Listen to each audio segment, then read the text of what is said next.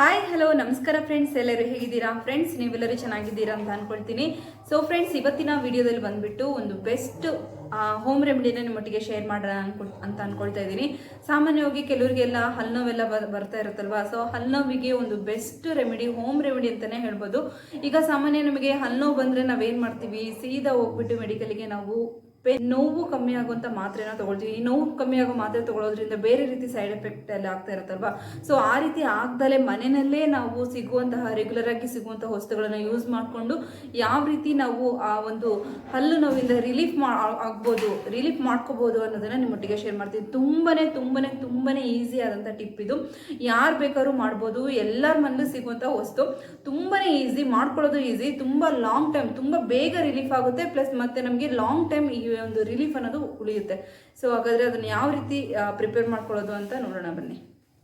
So friends, ನಾನು ಹೇಳಿದಂತಹ home ರೆಮಿಡಿಗೆ ಬೇಕಾದಂತಹ ಇಂಗ್ರೀಡಿಯೆಂಟ್ಸ್ ನೋಡ್ತಾ ಇದ್ದೀರಲ್ಲ, ಜಸ್ಟ್ 3 ಬೇಕಾಗಿರೋದು. ಅದರಲ್ಲಿ ನಾನು 2 ತೋರಿಸ್ತಾ ಇದ್ದೀನಿ ನೋಡಿ. ಫಸ್ಟ್ ಬಂದುಬಿಟ್ಟು ಲವಂಗ. ನಾವು ರೆಗ್ಯುಲರ್ ಆಗಿ ಮನೆಯಲ್ಲಿ ಯೂಸ್ ಮಾಡುವಂತಹ ಲವಂಗ, ಪ್ರತಿಯೊಬ್ಬರ ಅಡುಗೆ ರೂಮಲ್ಲಿ ಇರುವಂತಹ ಲವಂಗ, ಓಕೆನಾ. ಸೊ ಅದು ಒಂದು 6-7. ಸೊ ನೀವು ಮಾಡ್ಕೊಳ್ಳುವಂಥ ಕ್ವಾಂಟಿಟಿ ಮೇಲೆ ಡಿಪೆಂಡ್ ಆಗಿರುತ್ತೆ. ಸೊ ನೆಕ್ಸ್ಟ್ ಬಂದುಬಿಟ್ಟು ಇಲ್ಲಿ ಕೊಬ್ಬರಿ ಎಣ್ಣೆ ಬೇಕಾಗುತ್ತೆ. ನೀವು ಯಾವ ಕೊಬ್ಬರಿ ಎಣ್ಣೆ ಬೇಕಾದರೂ ತೊಗೋಬೋದು. ಇಲ್ಲಿ ನಾನು ಕೊಬ್ಬರಿ ಎಣ್ಣೆನ ಒಂದು ಕ್ಲೀನಾಗಿರುವಂತಹ ಒಂದು ಬಟ್ಲಿಗೆ ತೊಗೊಳ್ತಾ ಇದ್ದೀನಿ, ಬೌಲಿಗೆ. ಸೊ ಫ್ರೆಂಡ್ಸ್, ಜಸ್ಟ್ 1 ಸ್ಪೂನಷ್ಟು ನೀವು ಕೊಬ್ಬರಿ ಎಣ್ಣೆ ತೊಗೊಂಡ್ರೆ ಸಾಕು, ಓಕೆನಾ.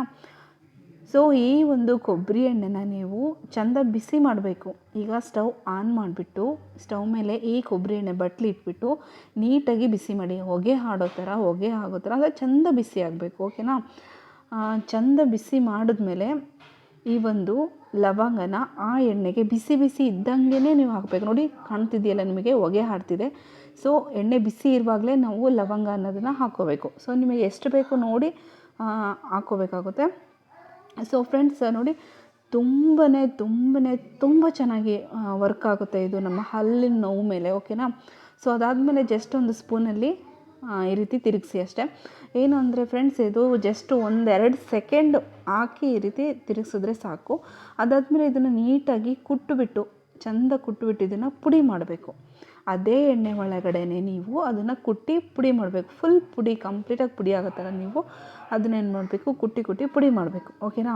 ಸೊ ಫ್ರೆಂಡ್ಸ್, ಇದು ನಾನು ಟ್ರೈ ಮಾಡಿದ್ದೀನಿ. ಸೊ ನನಗೂ ಹಲ್ಲು ಉಳ್ಕ ಆದಾಗ ಹಲ್ಲುನೋವು ಬರುತ್ತಲ್ಲ, ಸೊ ಆ ರೀತಿ ನನಗೆ ತುಂಬಾ ಪೇಯ್ನ್ ಇತ್ತು.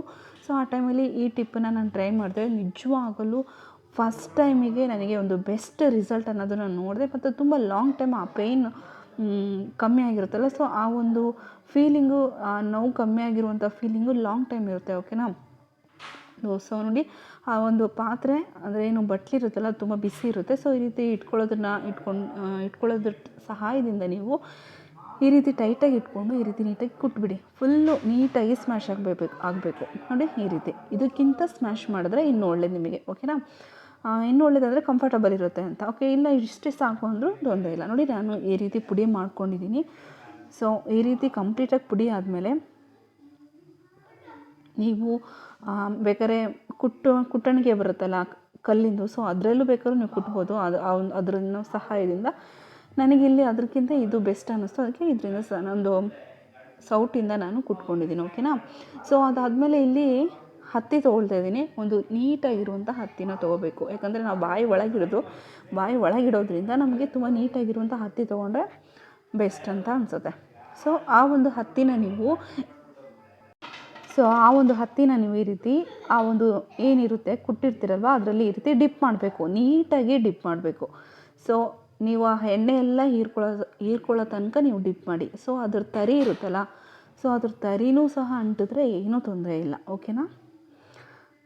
ನೋಡ್ತಿದ್ದೀರಲ್ಲ. ಸೊ ಇದನ್ನು ಇವಾಗ ನೀವು ಹಲ್ಲು ಮಧ್ಯದಲ್ಲಿ ಇಟ್ಕೋಬೇಕು. ಅಂದರೆ ನಿಮಗೆ ಎಲ್ಲಿ ಹಲ್ಲು ನೋವುತ್ತೋ, ಸೊ ಎಲ್ಲಿ ಹಲ್ಲು ನೋವು ಬರ್ತಾ ಇರುತ್ತೋ ನಿಮಗೆ, ಅಲ್ಲಿ ಮೇಲ್ಗಡೆ ಹಲ್ಲು ಕೆಳಗಡೆ ಹಲ್ಲು ಮಧ್ಯದಲ್ಲಿ ಇದನ್ನು ಇಟ್ಟು ಪ್ರೆಸ್ ಮಾಡಿ, 2 ಹಲ್ಲಿಂದ ಈ ರೀತಿ ಪ್ರೆಸ್ ಮಾಡಿ ಇಟ್ಕೊಳ್ಳೋದಾದರೆ ನೀವು ಒಂದು 15-20 ಮಿನಿಟ್ಸ್ ಇಟ್ಕೊಳ್ಳೋದಾದರೆ ನಿಜವಾಗ್ಲೂ ಒಂದು ಬೆಸ್ಟ್ ರಿಸಲ್ಟ್ ಅನ್ನೋದು ತಕ್ಷಣ ನೀವು ನೋಡ್ತೀರ ಖಂಡಿತ. ಸೊ ಫ್ರೆಂಡ್ಸ್, ಇದನ್ನು ಬಾಯಲ್ಲಿ ಇಟ್ಕೊಂಡ್ಮೇಲೆ ನಿಮಗೆ ಎಂಜಲ್ ಥರ ಬರುತ್ತೆ ಅಥವಾ ಎಣ್ಣೆ ಎಲ್ಲ ಬಾಯಿಗೆ ಬರುತ್ತಲ್ಲ, ಸೊ ಅದನ್ನು ನೀವು ಎದ್ದೋಗಿ ಉಗಿಬೋದು, ತೊಂದರೆ ಇಲ್ಲ, ಓಕೆನಾ. ಆದರೆ ಇದೊಂದು ಜಸ್ಟ್ ಒಂದು 15 ಮಿನಿಟ್ಸ್ ಆದರೂ ಇಟ್ಕೊಳ್ಳೋಕ್ಕೆ ಟ್ರೈ ಮಾಡಿ, ಓಕೆನಾ. ಈ ವಿಡಿಯೋ ಇಷ್ಟ ಆದರೆ ಲೈಕ್ ಮಾಡಿ. Thank you so much. Video ನೋಡೋಕ್ಕೆ ಎಲ್ಲರಿಗೂ ಬಾಯ್ ಫ್ರೆಂಡ್ಸ್.